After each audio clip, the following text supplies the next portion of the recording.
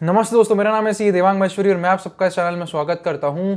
चाहे स्टॉक छोटा हो या बड़ा हो, स्मॉल कैप हो, मिड कैप हो, लार्ज कैप हो, आज के दिन हर स्टॉक की लगभग हुई है पिटाई। जी हाँ, ओवरऑल निफ्टी अगर हम आज देखें तो अराउंड 1.9% नेगेटिव बंद हुआ है। यही नहीं, अगर आज बैंकिंग सेक्टर को देखें तो बैंकिंग सेक्टर में जो वीक के स्टार्ट में जो एक अच्छा रन आया था, वो सारा रन आज सिंगल डे ही रिवर्स हो गया। अराउंड 3.3% जो है वो बैंक निफ्टी रेड में क्लोज हुआ है। मिड कैप्स की बात करें तो अराउंड 1.9% मिड कैप्स नेगेटिव बंद हुए, स्मॉल कैप्स 1.85% नेगेटिव बंद हुए। अगर हम इंडेक्सेस और दूसरे सेक्टर्स की बात करें तो सबसे ज्यादा जो पिटाई हुई है वो है आज पब्लिक सेक्टर बैंकिंग यूनिट्स के। अराउंड 5% जो है वो ओवरऑल इंडेक्स नेगेटिव क्लोज हुआ है। सबसे बड़ा सवाल जो यहाँ हर किसी के दिमाग में चल रहा है वो ये कि क्या ये करेक्शन अब यहाँ रुकेगा या अभी ये तो सिर्फ एक शुरुआत है और एक बड़ा क्रैश आने वाला है। इस वीडियो में हम इसी सवाल का जवाब ढूंढेंगे कि क्या यहाँ पे कोई क्रैश है जो आने वाला है, क्या यहाँ पे कोई करेक्शन की चांसेस है, अगर है तो कितना करेक्शन और आ सकता है, क्या आपको करना चाहिए आपके स्टॉक्स के साथ में, मिड टर्म के स्टॉक्स को कैसे ट्रीट करना चाहिए, लॉन्ग टर्म के स्टॉक से उनको कैसे ट्रीट करना चाहिए, ये सब हम समझेंगे इस वीडियो में। इसलिए वीडियो को एंड तक जरूर देखिएगा दोस्तों। और अगर चैनल को सब्सक्राइब नहीं करा है तो सब्सक्राइब भी कर दीजिए, लाइक भी कर दीजिए, जिससे कि कोई भी इंपॉर्टेंट वीडियो मार्केट अपडेट्स आपसे मिस ना हो। चलिए अब हम शुरू करते हैं। सबसे पहले मिड कैप इंडेक्स को देखते हैं, फिर स्मॉल कैप को देखेंगे। शुरू करने से पहले अगर अभी तक आपने हमारा Telegram members only channel join नहीं करा है, जो कि बिल्कुल फ्री है, तो आप वो भी ज्वाइन कर सकते हैं। चैनल का नाम है इक्वी अल्फा अंडरस्कोर स्टॉक्स। यहाँ पे काफी सारे मार्केट्स के इनसाइट्स और अपडेट्स देते रहते हैं, तो आपको भी यहाँ से कुछ ना कुछ फायदा जरूर होगा। मिलता हूँ आपसे टेलीग्राम चैनल में भी। अब हम बात करते हैं मिड कैप की कि क्या हो रहा है मिड कैप इंडेक्स में। ये आपके सामने जो है ये निफ्टी मिड कैप का चार्ट है। जब भी हमें इसका ओवरऑल लॉन्गर टर्म पर्सपेक्टिव समझना है तो इसका मंथली चार्ट को ओपन कर लेना चाहिए। तो ये आपके सामने चार्ट है 2008 से ओवरऑल 2021 तक का। इसके पहले का भी आप चार्ट दे सकते हैं, यानी कि 2001 से भी आप इसका चार्ट देख सकते हैं। और अब मैं यहाँ पे आपको जो चीज समझाना चाहता हूँ और इस सवाल का जवाब कि क्या ये करेक्शन है या क्रैश है।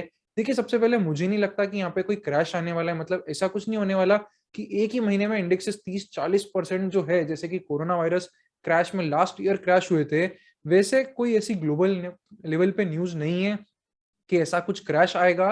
बट करेक्शन करेक्शन हमेशा मार्केट में आते रहते हैं थोड़े थोड़े टाइम में। इसलिए यहाँ पे एक बहुत कॉमन सेइंग है कि जो प्रॉफिट बुक करा वही पैसा घर लेके जाता है, बाकी सब ऊपर नीचे होके वापस अपने ब्रेक इवन आ जाता है।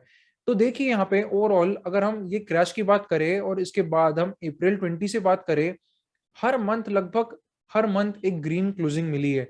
और मेजोरिटी ऑफ द मंथ्स आपको एक अच्छा सॉलिड ग्रीन बार मिलेगा, एक अच्छा बुलिश मोमेंटम मिलेगा। जैसे कि आप यहाँ पे देखेंगे, यहाँ पे देखेंगे, ये वाले बार में देखेंगे, फिर आप इस दोनों बार में भी देखेंगे, आप जो सितंबर मंथ के भी बार में देखेंगे, एक अच्छा आपको overall solid green candle monthly में मिलेगा, जिसका साइन काफी बुलिश होता है। बट अब जो समझने की बात है वो ये है कि इस मंथ में ये जो क्लोजिंग होने वाली है मंथली मिड कैप इंडेक्स की क्लोजिंग, ये क्लोजिंग पिछले अप्रैल 20 से लेके अभी तक की सबसे बेकार क्लोजिंग होगी। और आप देखेंगे कि किस तरीके से यहाँ पे ओवरऑल अराउंड 7% तक का ओवरऑल टॉप से फॉल आ चुका है। बुल्स की हो रही है यहाँ पे बहुत अच्छे से धुलाई। ऐसी पिटाई जो पिछले 15 महीने 18 महीने में किसी ने नहीं देखी। और अब ये तो सिर्फ 6-7% का मिड कैप्स में ओवरऑल करेक्शन है। सोचिए अगर यहाँ से 15% और करेक्शन आ जाता है तो आपके वो मल्टीबैगर स्टॉक जो 5-5 गुना हुए, सारे के सारे आधे हो जाएंगे। क्योंकि 6% इंडेक्स मूवमेंट में ऑलरेडी काफी सारे स्टॉक्स है दोस्तों जो 15%, 20%, 25% तक अपने टॉप से करेक्ट ऑलरेडी हो चुके हैं। तो अगर यहाँ से करेक्शन 10% भी और आता है तो मान लीजिए कि एक एवरेज जो स्टॉक होता है वो 20% करेक्ट होना, 18% करेक्ट होना बहुत नॉर्मल हो जाता है। सो 15% तो हम ऑलरेडी हो चुके हैं और उसके बाद 20% और, यानी कि टॉप से 30-35% एवरेज स्टॉक का ओवरऑल करेक्शन आ जाएगा। मतलब कि कोई अगर स्टॉक आपका डबल हुआ है 100% गेन्स, तो ये करेक्शन में आपने ऑलरेडी 25% 30% तो उस डबल का आपने लूज आउट कर ही दिया होगा। और अगर ऑल करेक्शन होता है तो वो डबल का साली 30-40% ही आपको बचेगा। अब ये जो कैंडल है इसको क्या बोलते हैं? इसी कैंडल को बोलते हैं ग्रेवस्टोन डोजी। इसके नाम से आपको बहुत क्लियर कट समझ में आ रहा होगा कि बुल्स जो है उनकी बुल बियर्स ने ऐसी धुलाई करी कि वो ग्रेव में पहुंच गए, यानी कि सीधे के सीधे शमशान तक पहुंच चुके। और अब इसका इंपॉर्टेंस यहाँ पे क्यों है इस पॉइंट पे? क्योंकि आप देखिए कि लास्ट 1 2 3 4 5 6 7 8 9 10, तो 10 से 11 महीने से जो कंटिन्यूस एक रैली आई थी उसके बाद मुझे ऐसी कैंडल दिख रही है। ये कैंडल अगर मुझे कोई शुरुआत में दिखती, जैसे कि यहाँ पे भी आप बोल सकते हैं कि एक ग्रेवस्टोन डोजी यहाँ पे भी दिखी, बट ये जो कैंडल थी ये काफी शुरुआत में थी, एक अच्छा यहाँ पे ब्रेकआउट था उसके बाद मिली थी। सो इसका इतना सिग्निफिकेंस नहीं था। बट ये जो कि एक 10 महीने के ओवरऑल रन जहां पे सॉलिड आपको ग्रीन कैंडल्स के बाद ऐसी कैंडल दिख रही है, इसका मतलब यही है कि बियर्स जो है वो अब बहुत हेवी हो चुके हैं। बुल्स थक चुके हैं, थक के बैठ चुके हैं, अपनी हार मान चुके हैं। अब सवाल ये है कि यहां से होगा क्या और इस करेक्शन को कैसे आपको अपने पोर्टफोलियो में एडजस्ट करना चाहिए। तो ध्यान से सुनिए यहाँ पे अब आगे क्या हो सकता है। ये जो आपको दो लाइंस दिख रही है ये मूविंग एवरेज है। ये है 21 मंथ मूविंग एवरेज, यानी कि 21 महीने का मूविंग एवरेज है लास्ट। और एक जो आपको दिखेगा वो 12 महीने का मूविंग एवरेज, यानी कि 1 साल का मूविंग एवरेज, ग्रीन लाइन और ब्लू लाइन। अब देखिए जब भी एक अच्छा रन आया जो कि हमको इधर भी दिखेगा, अगर हम 2014 की बात करें तो एक काफी अच्छा रन आने के बाद करीबन 1 साल ये रन चला। उसके बाद ये जो इंडेक्स है ये 56% 60% इस ब्रेक से ओवरऑल रन दिया था। और उसके बाद ये वापस से अपने 12 महीने मूविंग एवरेज के आसपास आया और फिर अपने 21 महीने के मूविंग एवरेज के आसपास आया। इसके बाद आप वापस से अगर देखेंगे जो एक और ब्रेकआउट आया वो आया 2016 में। इंडेक्सेस थोड़ा आगे चले अराउंड 20%, एक वापस से रिटेस्ट आया 12 मंथ मूविंग एवरेज का। फिर से स्टॉक्स ऊपर गए, इंडेक्स ऊपर गया यहाँ से अगेन अराउंड 37% जो है वो ऊपर गया। फिर वापस से वो अपने 12 मंथ मूविंग एवरेज के पास आया। मैं आपको ये बताना चाहता हूँ कि जब भी स्टॉक में ऐसे रन होते हैं, इंडेक्सेस में इतने अच्छे रन होते हैं 5 6 महीने 7 महीने के, एक बार इंडेक्स आके वापस से इन मूविंग एवरेजेस को टच करता ही करता है। यही हमको जो है वो हिस्ट्री बताती है। और अगर आप अभी देख रहे हैं तो आप ये डिस्टेंस देखिए कि ये डिस्टेंस कितना ज्यादा है। आपको ओवरऑल ये जो 12 मंथ है इससे ये डिस्टेंस 18% का अभी भी और है। ठीक है, इतना लंबा डिस्टेंस हमने जब जब देखा है, जैसे कि इधर 16%, तो मिड कैप इंडेक्स थोड़े साइड में ही चले गए। तो अब यहाँ पे हो ये सकता है कि एक बार ये जितने भी मिड कैप्स है जो पूरा इंडेक्स है वो यहाँ से और करेक्ट होते होते कहीं इस मूविंग एवरेज के आसपास आए और यहाँ से 13 से 15% और करेक्शन हो सकता है। पर ध्यान रखिए करेक्शन ऐसा नहीं होगा कि वापस एक ही महीने में सारा हो गया। थोड़ा बहुत बीच में रैली भी आएगी, फिर वापस से नीचे जाएगा, फिर रैली आएगी, यानी कि जिसको एक फॉर्मेशन बोलते हैं हायर लोज वाला, वो फॉर्मेशन अब आपको इसमें दिखने लगेगा। क्या हो सकता है कि ये चीजें अवॉइड हो जाए? अगर हम अगला मंथ बहुत सॉलिड ग्रीन क्लोज वापस से करते हैं तो ये पूरे व्यूज नलीफाई हो जाएंगे। बट मुझे नहीं लगता कि उसके ऐसे चांसेस है, क्योंकि मंथली में जब जब मैंने ऐसी ग्रेवस्टोन डोजीज देखी है वहां से या तो बहुत कंसोलिडेशन आया 3 4 महीने का या ओवरऑल एक करेक्शन आया है। ये मूविंग एवरेजेस से कैच जो है वो इंडेक्सेस अब करेंगे। यहाँ पे थोड़े बुल्स शांति से बैठेंगे, सोचेंगे समझेंगे, वैल्यूएशन बराबर होगा और फिर से एक अच्छे रन की तरफ बढ़ेंगे। तो बात यह है कि क्या अब अगले साल कुछ पैसा नहीं बनेगा? देखिए ऐसा नहीं होता है, आपको बीच बीच में रैलीज मिलती रहेगी।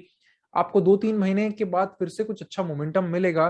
3 महीने से ज्यादा मैंने ऐसा नहीं देखा कि जहां बाजार में पैसा नहीं बनता है। देखिए अगर अब आप एक लॉन्ग टर्म इन्वेस्टर है तो आपको इन प्राइस मूवमेंट से बिल्कुल भी फर्क नहीं पड़ना चाहिए, क्योंकि प्राइस कुछ भी हो, आपका जो इन्वेस्टमेंट थीसिस था वो था बिजनेस पे। अगर बिजनेस अच्छा चल रहा है, ग्रोथ कर रही है कंपनी, कंपनी की मार्केट शेयर बढ़ा रही है, तो आपको कोई प्रॉब्लम नहीं होनी चाहिए।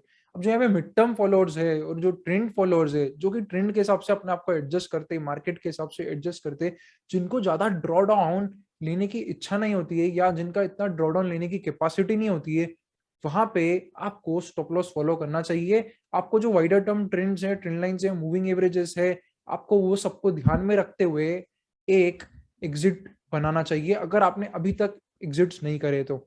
देखिए, एग्जिट्स का इंपॉर्टेंस यहाँ ये होता है कि अगर आप एग्जिट नहीं करेंगे, तो जो आपने एक बहुत अच्छा प्रॉफिट कमाया है, वो प्रॉफिट वापस मार्केट ले लेता है।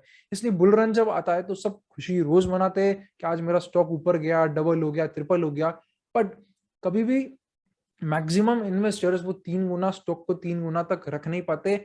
वापस से वो आधे से ज़्यादा जो पैसा है वो मार्केट को दे जाते हैं और फिर कहीं जाके पैनिक सेलिंग करेंगे। 3 गुना स्टॉक का 50-60% ही प्रॉफिट बुक कर पाते हैं।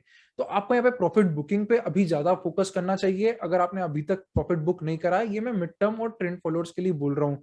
और थोड़ा कैश होल्ड करके अगले 2-3 महीने मार्केट को देखिए कैसे हो रहा है, नए बेस किस तरीके से सेटअप कर रहे हैं, कंसोलिडेशन ब्रेक्स कैसे हो रहे हैं, रिजल्ट्स कैसे आ रहे हैं। और फिर इसके बेस पे वापस से आपको 2 से 3 महीने में अच्छी अपॉर्चुनिटी मिलेगी, जहाँ वापस आप ट्रेंड के साथ अच्छा पैसा लगा सकते हैं और कमा भी सकते हैं। लॉन्ग टर्म इन्वेस्टर्स, आप होल्ड करिए अपने बिज़नेसेस को, बिल्कुल भी डरना नहीं है। ऐसे करेक्शंस बहुत बार बाज़ार में आए, बट अच्छी कंपनीज़ हमेशा बाउंस बैक करा है, हमेशा नए हाई की तरफ फिर से वापस बढ़ी है।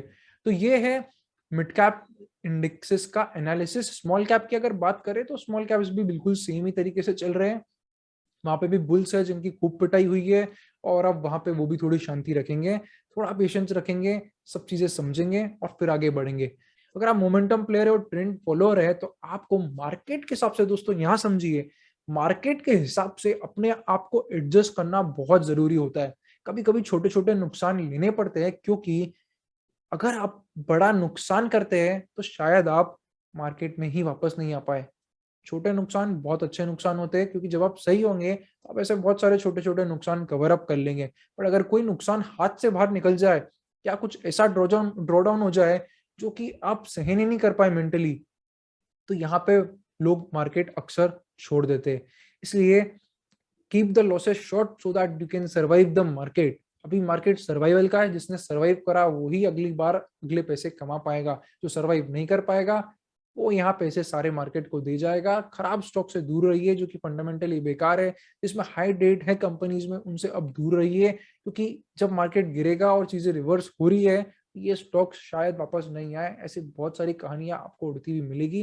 कहानियों पे मत जाइए, अर्निंग्स नंबर पे जाइए, सेल्स नंबर पे जाइए, वहीं से ही कंसिस्टेंट पैसा बनता है। सो उम्मीद करता हूँ ये वीडियो आपको अच्छा लगा। अगर ऐसा है, तो चैनल में कमेंट करिए, क्या लगता है आपको मार्केट के बारे में, मार्केट बढ़ेगा या गिरेगा, मुझे कमेंट में जरूर बताइएगा। मिलते हैं फिर से अगले वीडियो में। See you guys, see A Devang Maheshwari.